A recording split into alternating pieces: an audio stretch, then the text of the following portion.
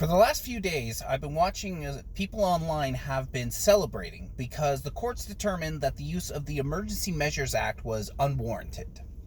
They're putting little dancing gifs in there, posts about it and everything, everyone talking about, once again, about Trudeau and his corruption, yada, yada, yada. My question is, so what? Seriously, so what? We all knew from the very beginning that what he did he wasn't allowed to use the Emergency Act, but he did it anyway. And it's not like there's going to be any consequences for him doing that. I mean, so far, David Lametti has resigned. Maybe they'll try and go after Mark Mendocino. But really, that's all that's going to happen. Nobody is going to face any consequences for it. Nobody is going to get prosecuted for its use. Just time and time again, things like this end up happening, and there's no repercussions for it. We've become too accustomed to having hollow victories here in Canada. Basically, what this is going to end up being is it's going to be a gotcha for people in their political debates. When people are debating Trudeau supporters in the comments section of Twitter or Instagram, and they're going to tell them that Trudeau used the Emergency Act when it wasn't allowed. Okay, he also did the We Charity scandal. He also did he also had the whole thing with SNC Lavalin, the Aga Khan Island, all these things that he's done. And that's just naming a few. There's been plenty more scandals along with his cabinet and his whole party in general. And nothing has come about it. And the reason that nothing comes about it is because they don't fear you. The government of Canada does not fear the people. And that's a problem. I know some people might hear things like using the term fear when describing, politicians that think, oh, that's terrible, you shouldn't do that. But they should fear you at least a little bit. Because if they feared you, then they would actually think twice about doing these sort of things. They would actually think there are real world consequences for their actions, but at this moment there aren't. And that's why the Freedom Convoy was so effective and such a big threat to them. Because this was a group of people that was well organized with a single goal in mind, and they were determined to see that goal through, and they actually succeeded. They were willing to go to great lengths, because remember, this wasn't just simply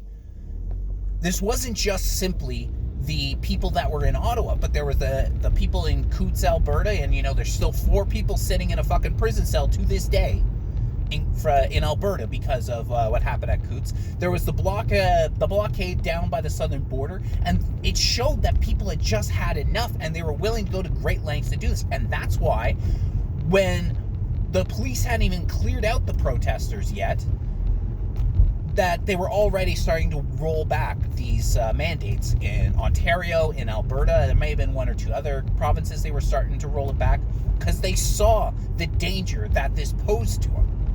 They had fear. And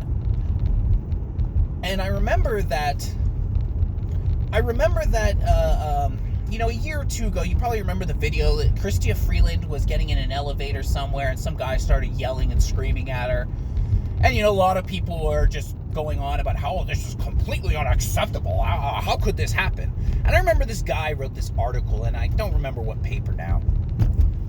But he wrote an article where one day he was walking down the street with his kid. And Chrystia Freeland happened to pass him on the sidewalk. And, they nod to each other and keep going. And then he explained to his kid about how great it is to live in a country where the deputy prime minister can walk down the road and not have fear for her safety. And I'll tell you right now, that's not a good thing. That is not a good thing whatsoever. Because look at the end result of that. They should have some concern that, they can't go out to a place to eat without the people there swearing at them and giving them shit. Because they've gotten way too comfortable to the point where they don't give a shit about you. Have any of them made your lives better? And this is not strictly a liberal versus conservative. This is not strictly the Liberal Party we're talking about. This is all of them. There's no difference between these parties. All these parties and these politicians, when you get down to brass tacks and what they really want to get done in this country, there's no real difference between them. It's a big fucking WWE act. They pretend to hate each other, but really behind the scenes, they're willing to work towards the same thing. Let's take the idea of mass immigration, which is a topic that I focused on for a long time. Mass immigration. I've talked about the problems with it, the demographic changes that come along with it, the people that are financing it, the NGOs that engage in mass immigration, plenty of it, and the problems that it causes. Well, neither party wants to stop mass immigration. For instance, Trudeau has been bringing in a ridiculous amount of people. Well, look what Pierre Poilievre's been doing. This guy has been pandering to the fucking Indians, talking about how he wants to make it easier for them to come in the country and bring their family and friends with it. He's been pandering them. It's not like Brampton isn't fucking full enough with these fucking people. But he's still sitting there, despite everything, thinking that there's no... My point is that there's no difference between these two when it comes down to the big things that they're doing. And this is because there's no fear in there. And there's no fear because no one is organized. You are individual soldiers trying to fight a war. You're not an army. And that's a problem. Because you have no cohesion. You got alternating goals of what you really are looking for. I mean, I don't know if people know this, but this past, it was like late summer, maybe beginning of fall. Some people tried to redo the Freedom Convoy, and they came to Ottawa. And it was an absolute shit show. It was a shit show because people were, it was disorganized. They didn't know what they really wanted. They were basically all there for different reasons. There was a video that got put out where, there's about 8 of them. And one's yelling about, Trudeau's got to go. The other one's yelling about the WEF. And a third is yelling about something else. And it was just a fucking disaster. And this is what happens when you're not organized. And it's easy to pick off. And you need to be willing to organize. You need to organize. Because you have more power in the group than you do by yourself. But part of the problem with this country is people needing to do that is people need to be willing to solve this problem for themselves. Not looking for a daddy, not looking for a leader to solve this for them. Tucker Carlson just came to Canada. And he put out some video where he basically, he called up Justin Trudeau's office and said that he's coming to liberate Canada. And you look at the comment section in this video, and it's a bunch of Canadians that are sitting there, clapping like fucking seals, going, yeah, Tucker, yeah, liberate Canada. And why are these people looking towards an American to come up here and liberate them? Why are they not doing it themselves? Why can't people organize themselves to solve their own problems? They're always looking for somebody else. This is the problem with the Conservative Party, is that every single weak leader they've brought in, they're looking to him as being some sort of hero. Andrew Scheer was a weak leader. People were looking at him as if he's some sort of hero. Aaron O'Toole was a weak leader, and he was looking at it as like he was some sort of hero, because people are afraid to solve their own problems. They may actually have to fight for their country, but people aren't even willing to do that.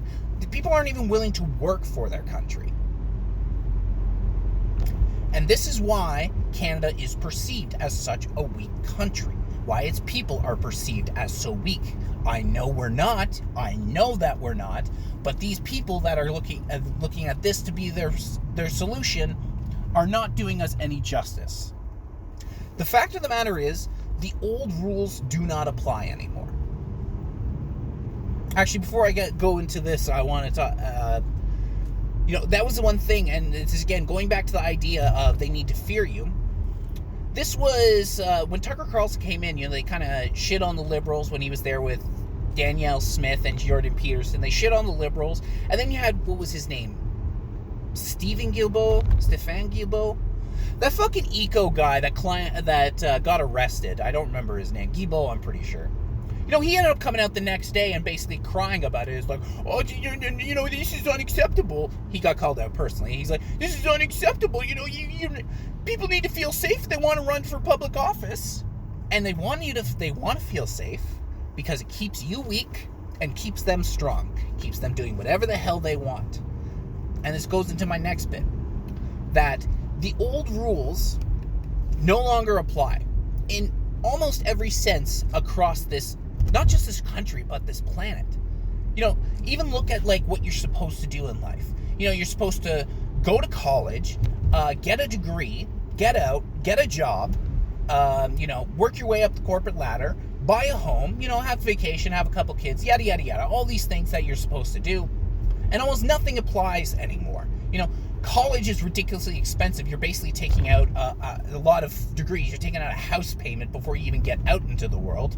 These degrees don't even get you anything anymore, so it's really pointless to go to college for a lot of subjects. There's still a few that apply, but all these rules, these old rules, don't apply. And one of those was when it comes to politics, because before, if you were unhappy about something, you could sign some petitions, you could protest, you could write to your MP, and you could actually get some results there.